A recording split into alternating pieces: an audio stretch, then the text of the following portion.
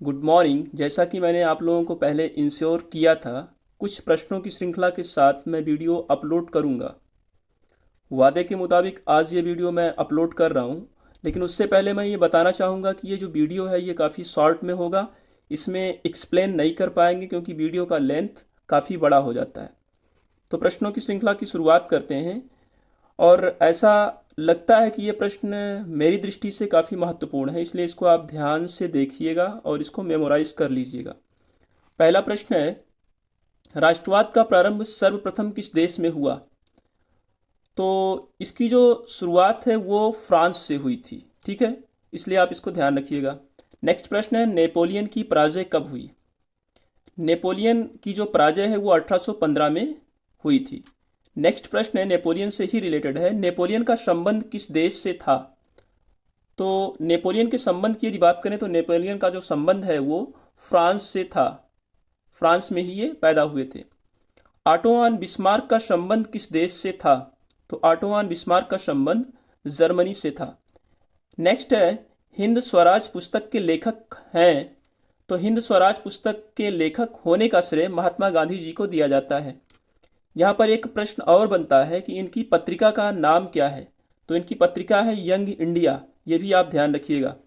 Next प्रश्न है, स्वराज्य मेरा जन्मसिद्ध अधिकार है और मैं इसे लेकर रहूंगा, यह कथन किसका है? कि बाल गंगाधर तिलक का था। तो राइट ऑप्शन हो जाएगा बाल गंगाधर तिलक। नेक्स्ट है, वंदे मातरम गीत के रचयिता कौन थे? काफ़ी इजी प्रश्न है, ये तो आप सब लोग जानते होंगे। तो वंदे मातरम गीत के रचयिता कौन है भाई? बंकिम चंद्र चटर्जी। नेक्स्ट है, रिंडरपेस्ट का दूसरा नाम क्या है?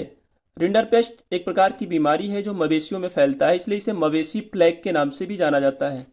नेक्स्ट है, वर्ष 1944 में ब्रेटन वुड्स सम्मेलन कहाँ आयोजित किया गया था? तो वर्ष 1944 में ब्रेटन वुड्स सम्मेलन अमेरिका में आयोजित किया गया था। नेक्स्ट प्रश्न है, वर्ष 1944 में ब्रेटन वुड्स सम्मेलन कहाँ आयोजित किया गया था? तो ये राइट आंसर हो जाएगा अमेरिका। नेक्स्ट आपका प्रश्न है, जलमंडल का कितना प्रतिशत भाग समुद्री जल के रूप में उपलब्ध है? तो जलमंडल का 97.5% भाग समुद्री जल के रूप में उपलब्ध है। अगला प्रश्न है, हीराकुंड परियोजना किस नदी पर निर्मित है? तो हीराकुंड परियोजना महानदी पर निर्मित है। नेक्स्ट है, निम्नलिखित में से कौन सी एक फलीदार फसल है? तो फलीदार फसल इसमें से हो जाएगा दालें।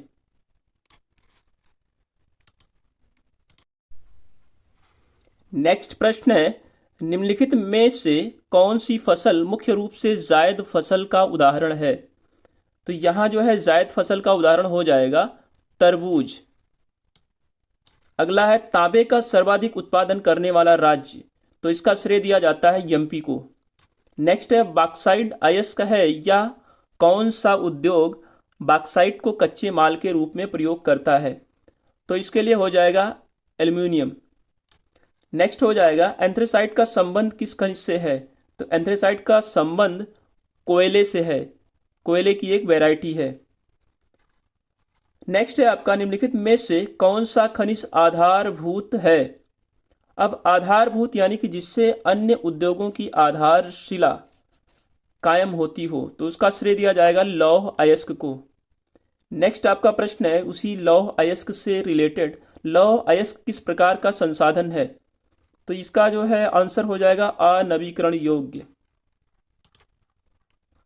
अगला प्रश्न है, मोनोजाइट रेत में निम्नलिखित में से कौन सा खनिज पाया जाता है? तो मोनोजाइट रेत में निम्नलिखित में से आपका जो राइट आंसर हो जाएगा ये हो जाएगा थोरियम। थोरियम पाया जाता है। नेक्स्ट है, निम्न में कौन गैर परंपरागत ऊर्जा का साधन है? तो गैर परंपरागत यानी कि जो वर्तमान में अभी परंपरा में नहीं आया है, तो इसका राइट आंसर हो जाएगा सौर ऊर्जा। हाँ, इन फ्यूचर ऐसा हो सकता है कि ये परंपरा में आ जाए, क्योंकि आज की तुलना में पिछले 20 वर्षों में वर्तमान की स्थिति को यदि देखा जाए तो इसकी जो संख्या है यूज़ करने वाले लोगों की वह बढ़ी है, तो इन फ्यूचर ये परंपरा में आ सकता है। नेक्स्ट है, निम्न में से कौन सा शब्द दो या दो से अधिक देशों के व्यापार को दर्शाता है? तो दो या दो से अधिक देशों के मध्य व्यापार को दर्शाता है, तो यहाँ पर हो जाएगा अंतर्राष्ट्रीय व्यापार, ये आपका करेक्ट हो जाएगा। स्थानीय बाजार क्या होता है? जो लोकल में हम लोग छोटे छोटे जो बाजार होते हैं, जैसे हमारा नियरेस्ट जो मार्केट है बभनान मार्केट हो जाएगा, ये क्या है? एक स्थानीय बाजार है। इसके अलावा कुछ ग्रामीण क्षेत्रों में भी मार्केट लगता है, वो भी स्थानीय बाजार की श्रेणी में जाएगा। अगला प्रश्न है, संघात्मक शासन प्रणाली में अधिकारों का विभाजन होता है। तो देखो, संघात्मक शासन प्रणाली में जो अधिकारों का विभाजन होता है वह केंद्र व राज्यों के मध्य किया जाता है। नेक्स्ट प्रश्न है, संविधान की 8वीं अनुसूची में कितनी भाषाओं को मान्यता दी गई है? तो इसका राइट आंसर हो जाएगा 22। एक परीक्षा का आयोजन करवाया जाता है, टीचिंग लेवल का है, जिसे कहते हैं सीटेट, और इस परीक्षा को 22 भाषाओं में आयोजित कराया जाता है। नेक्स्ट है, भारत में कुल कितने संघीय राज्य हैं? तो भारत में संघीय राज्य आप सभी को पता है 28 हैं। नेक्स्ट है, भारत में अवशिष्ट शक्तियां किसको प्राप्त हैं? देखो, अवशिष्ट शक्तियों की यदि हम बात करें तो ये संघ का मैटर है, और यहाँ पर विषय आपको ध्यान में रखना होगा, साथ में ये आपको पता होना चाहिए कि सूचियाँ कितनी हैं। तो सूचियों की संख्या है 4। नेक्स्ट है, भारत की राजभाषा कौन है? तो भारत की राजभाषा हिंदी को श्रेय दिया जाता है इसका। नेक्स्ट है, निम्नलिखित में से कौन संघीय सूची का विषय है? तो देखो, संघीय सूची का विषय इसमें से हो जाएगा रक्षा। नेक्स्ट प्रश्न है, भारत में महिलाओं के लिए आरक्षण की व्यवस्था है? तो भारत में महिलाओं के लिए आरक्षण की जो व्यवस्था है वह पंचायती राज संस्थाओं में की गई है। नेक्स्ट है, विश्व का सबसे बड़ा लोकतांत्रिक देश है? तो इसका श्रेय दिया जाता है भारत को। और यहाँ पर एक प्रश्न ये भी बनता है कि विश्व का सबसे बड़ा संविधान किसका है? तो भारत का है। नेक्स्ट है, लोकतंत्र में शक्ति का स्रोत है? तो लोकतंत्र में जो शक्ति है वह जनता में निहित होती है, इसका राइट आंसर हो जाएगा जनता। नेक्स्ट है, निम्नलिखित में से कौन सा विकसित देश है? तो यहाँ पर ब्राज़ील, भारत, बांग्लादेश ये सभी डेवलपिंग स्टेज में है, तो इसलिए राइट आंसर हो जाएगा फ्रांस। नेक्स्ट है आपका, निम्न पड़ोसी देशों में से मानव विकास की दृष्टि से किस देश की स्थिति बेहतर है? तो यहाँ पर जो आंसर दिया गया है बांग्लादेश है, नेपाल है, पाकिस्तान है, श्रीलंका है। तो श्रीलंका की जो स्थिति है ये ह्यूमन डेवलपमेंट इंडेक्स के अकॉर्डिंग क्या है? बेहतर माना गया है। नेक्स्ट आपका प्रश्न है, एक वस्तु का अधिकांशतः प्राकृतिक प्रक्रिया से उत्पादन में सम्मिलित या निम्न में से किसको कृषि क्षेत्र कहते हैं? इस पर आपका आंसर होना चाहिए प्राइमरी सेक्टर। मैंने बार बार आपको बताया है कि प्राइमरी सेक्टर में जो कोई भी प्रोडक्शन यदि किया जाता है तो उसमें सनलाइट चाहिए, सॉइल चाहिए और वाटर चाहिए। ये जो तीनों नाम मैंने लिया है ये प्राकृतिक है और इसकी सहायता से ही प्रोडक्शन होता है। नेक्स्ट है आपका, निम्नलिखित में से किस वर्ष बांग्लादेश ग्रामीण बैंक की स्थापना की गई? तो बांग्लादेश ग्रामीण बैंक की स्थापना 1970 में की गई। वर्तमान में वहाँ के जो प्राइम मिनिस्टर हैं वो हैं यूनुस। अभी बांग्लादेश में ही जो है तख्ता पलट हुआ था, उस समय वहाँ पर प्रधानमंत्री थी शेख हसीना, जो वर्तमान में भारत में शरण लिए हुए हैं। नेक्स्ट है, भारत में आर्थिक उदारीकरण की शुरुआत कब हुई? तो भारत में आर्थिक उदारीकरण की शुरुआत 1991 में की गई। नेक्स्ट आपका प्रश्न है, विश्व व्यापार संगठन की स्थापना निम्नलिखित में से किस वर्ष हुई? विश्व व्यापार संगठन की जो स्थापना है ये 1995 में की गई। अच्छा, ये था क्या? शॉर्ट फॉर्म में इसको WTO भी कहा जाता है और इसका उद्देश्य था देशों के मध्य व्यापार की सुगमता को निर्धारित करना। नेक्स्ट आपका प्रश्न है, भारत में उपभोक्ता संरक्षण अधिनियम कोपरा कब लागू किया गया? तो कोपरा की जो शुरुआत है 1986 में की गई भारत में।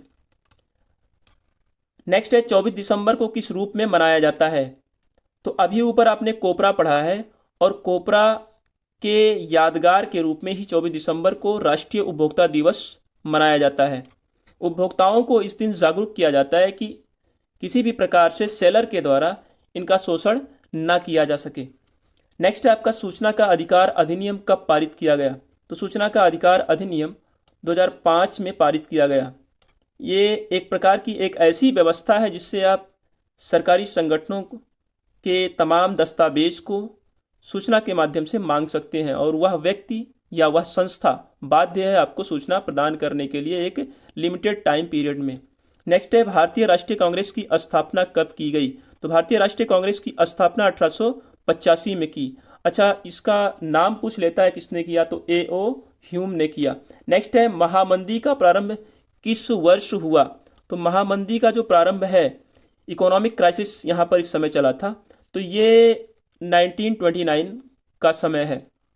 नेक्स्ट है अजैविक संसाधन है, पशु इसमें भी जीवन है, पौधे भी जीवन है इसमें भी, और मछलियाँ इसमें भी जीवन है। तो यहाँ पर जो अजैविक है यानी कि कह सकते हैं जिसमें जीवन ना हो, चट्टाने।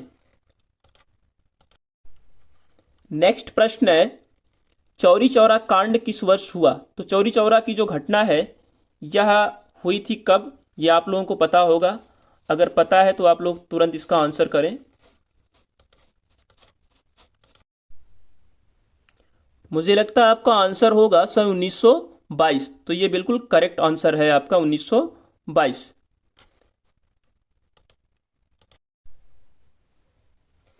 नेक्स्ट प्रश्न है निम्नलिखित में से किस राज्य में काली मिट्टी पाई जाती है?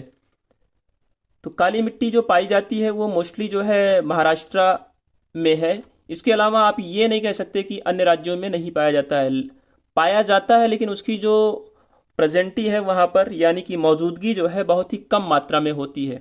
तो प्राथमिकता हम उसी को देंगे जहाँ पर संख्या या जहाँ पर उसका वेटेज ज़्यादा होता है, तो महाराष्ट्र करेक्ट आंसर हो जाएगा। नेक्स्ट है सविनय अवज्ञा आंदोलन में महात्मा गांधी ने नमक को अत्यधिक महत्व क्यों दिया? तो यहाँ पर कुछ रीजंस मेंशन किए गए हैं, उसको पढ़ना पड़ेगा। नमक का प्रयोग अमीर गरीब सभी करते थे, बिल्कुल सही बात है भाई। नेक्स्ट है यह भोजन का अभिन्न हिस्सा था, बिल्कुल सही बात है। नेक्स्ट है नमक तैयार करने पर सरकार का एकाधिकार था। तो ओवरऑल जब बातें सभी सही हैं तो यहाँ पर जो राइट आंसर हो जाएगा उपर्युक्त सभी। नेक्स्ट है स्पिनिंग जेनी का आविष्कार किसने किया? तो इसका जो आविष्कार है ये जेम्स हरग्रीव्स ने किया। नेक्स्ट है रॉलेट एक्ट, यहां पर एक्ट से लिखा है गलत है, रॉलेट एक्ट कब पारित हुआ? तो ये जो राइट आंसर इसका हो जाएगा 1919। देखिए यहां पर मैं आपको स्पष्ट कर दूं कि यहां पर जो है किसी भी प्रश्न का व्याख्या इसलिए नहीं कर पा रहा हूं क्योंकि समय का इसमें है अभाव, वीडियो बहुत ही लेंदी हो जाएगा, इसलिए केवल आप प्रश्नों के विकल्प का जो सही आंसर है उसको ध्यान दीजिए। तो फ्रांस की क्रांति हुई कब हुई भाई? तो इसका आंसर आपका होना चाहिए 1789। नेक्स्ट है प्रथम विश्व युद्ध प्रारंभ कब हुआ था? तो प्रथम विश्व युद्ध की जो शुरुआत है 1914 में हुई। नेक्स्ट है चीन से इटली में वुड ब्लॉक वाली छपाई की तकनीक लेकर आया था, तो कोई लाया होगा, उस व्यक्ति का नाम है मार्को पोलो। नेक्स्ट है भारतीय संविधान की 8वीं अनुसूची में कितनी भाषाओं का समावेश है? तो यहाँ पर 8वीं अनुसूची में 22 भाषाओं का समावेश है। नेक्स्ट है निम्नलिखित में से जनमत निर्माण में महत्वपूर्ण भूमिका निभाता है? तो जनमत निर्माण में महत्वपूर्ण भूमिका निभाता है, तो यहाँ पर कौन सा भाई सही ऑप्शन होगा? तो हो जाएगा राजनीतिक दल, क्योंकि राजनीतिक दल यदि ना हो तो जनमत का निर्माण संभव नहीं है। नेक्स्ट है आपका यहाँ पर जो है प्रश्न, कौन सा उद्योग चूना पत्थर को कच्चे माल के रूप में प्रयुक्त करता है? तो सीमेंट जो है चूना पत्थर को कच्चे माल के रूप में प्रयुक्त करता है। नेक्स्ट है निम्नलिखित में से कौन सी एक रेशेदार फसल है? तो रेशेदार फसल का जो श्रेय है ये जूट को दिया जाता है।